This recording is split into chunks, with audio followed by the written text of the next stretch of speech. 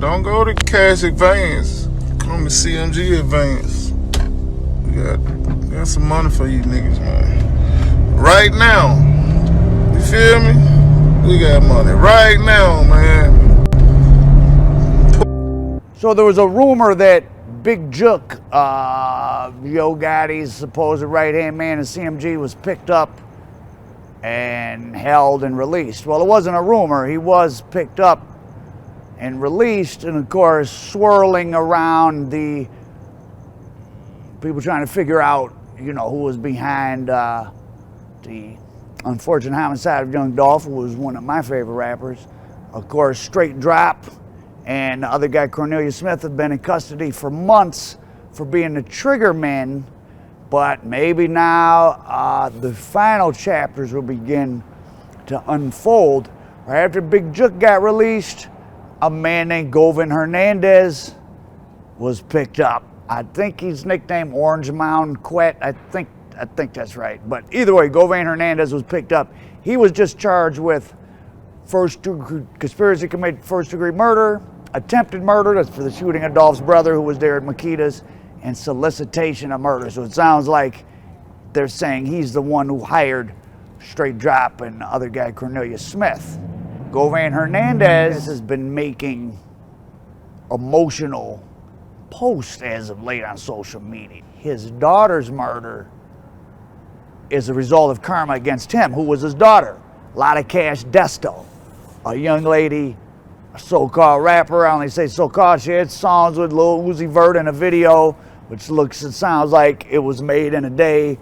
She got one with Foolio, well-known, self-described demon, whatever you call him these days, from Duval, and she was killed. But her real name, Destiny Govan. Houston police say the 25-year-old was shot and killed in Houston September 24th, stopped behind a vehicle at a traffic light.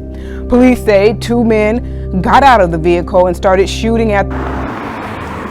And the Houston PD announced there's been no arrest, there's no motive, there's no suspects. Again, hits are often the hardest things to solve because there's no real personal connection between the shooter and the victim. But if Govan Hernandez felt like it was karma against him, what happened to his daughter, I mean, then it sounds like he thinks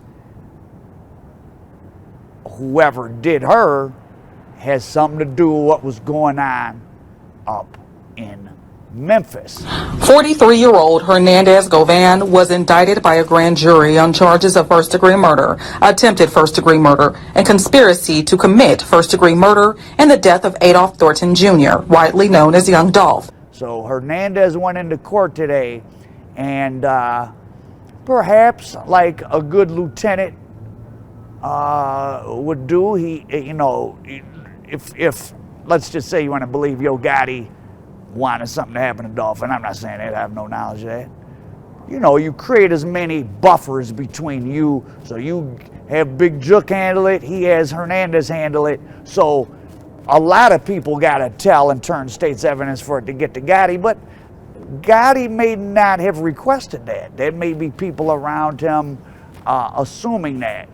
So we'll see what Govan Hernandez does. Maybe he'll stand tall, but given his emotional state and the fact that, and Seti Nash had this on his thing, and I looked it up to verify it, this part, you can put in Govan Hernandez and the name Terrence Yarborough, aka T-Rex, who was a human trafficker out of Memphis. He's serving 45 and a half years.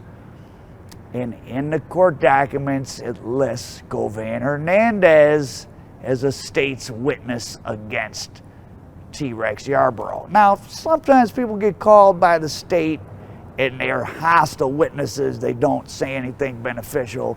And it doesn't say in there that he cut a deal, but that doesn't, it's just a line in a document. But that's possible, but I doubt it. So Govan Hernandez is already listed as a state's witness in a case that somebody's serving 45 and a half years for. He's in a weakened emotional state due to the currently unsolved homicide of his daughter. And And right around the exact 1 year anniversary of Dolph leaving us, all these arrests are made. A grand jury brought in the charges on Govan Hernandez. Now, why do people tell? I think regular people assume, or when regular people get in trouble, I mean, maybe it is the fear of jail. You know, if you're a rough guy that's been out here in the streets, I mean, might not like jail, but it's not that much. You're in there with the same people you were in the streets with. And if you got money, jail can be reasonably comfortable. I mean, you know. And it would behoove, again, not saying Gotti had anything to do with anything. There's no evidence of it. Though I was told this whole thing got kicked off because Dolph spit on Yo Gotti at the airport. So that sounds pretty personal, but again, I don't know that to be true. But if you're Govan Hernandez, Big Jook, whoever, it would behoove somebody to go ahead and sit down and take that life. And because Yo Gotti's made himself into a money-making machine. He's got an empire, and his money can make sure you're comfortable in prison, especially if they go to state prison. So if they stay in Tennessee, they probably live like kings. And it keeps your family comfortable on the outs, whereas if you bring Gotti down, you and your family may suffer street consequences, but even if you don't, the money machine is dried up. So probably something serious will be playing out here pretty soon. Everybody tells for their own reasons, and maybe Govan Hernandez, the fact that his daughter, you know, it's making him think about his choices in life. But that's just a guess on my part. But boy, this Gotti case, this Young Dolph homicide case, I mean, it's probably no more elaborate than a lot of hits. We're just seeing it played out in public. You know, things like this happen over, I was going to say over nothing, over little arguments, but if it all stems from just a personal thing where Dolph spit on Gotti, it is kind of to a normal person over nothing. But then why would he have spit on him? Was it just over what they were arguing about? But I don't think that becoming a rapper has become the most dangerous job. It's just you guys got what you asked for. You wanted your rappers to stop being studio gangsters and to be really real and really be from the streets and really be from some of America's worst neighborhoods. And unfortunately, this is what goes on. This is the reality, you know. And now you have young men or not so young men from these really bad places, and you know, people die every day, B, and we're just seeing it played out. So again, Dolph was I actually like Dolph a lot. He was one of the few people I listened to in my car.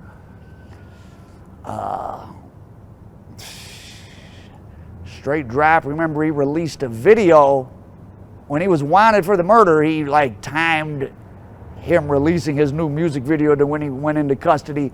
And the same lawyer that Gotti has had, Arthur Horn, was initially straight dropping Cornelius Smith's lawyer, but then that looked so weird, he pulled off the case. So, I mean, hey, even John Gotti, who was running sitting atop a very sophisticated criminal enterprise and didn't get caught, he eventually went down. Which is not to say that Yo Gotti is a John Gotti. We don't know, but it's looking strange down there in Memphis. So Govan Hernandez, history of telling. He told into Terrence Yarborough, aka T-Rex. Look that up, verify for yourself. His daughter, a lot of cash desto, just lost her life in Houston. He's been posting on social media. He's in a weakened emotional state. Sounds like a recipe for getting on the stand to me against somebody, because he solicited the two young men to pull the trigger, but who solicited him? And he was a beloved member of the community and very involved in the community, and clearly it was a shock, and it had a huge impact throughout the community, black and white. Shit, don't go to cash advance. Come to CMG advance. We got some money for you niggas, man. Right now. You feel me? We got money right now, man. Pull up.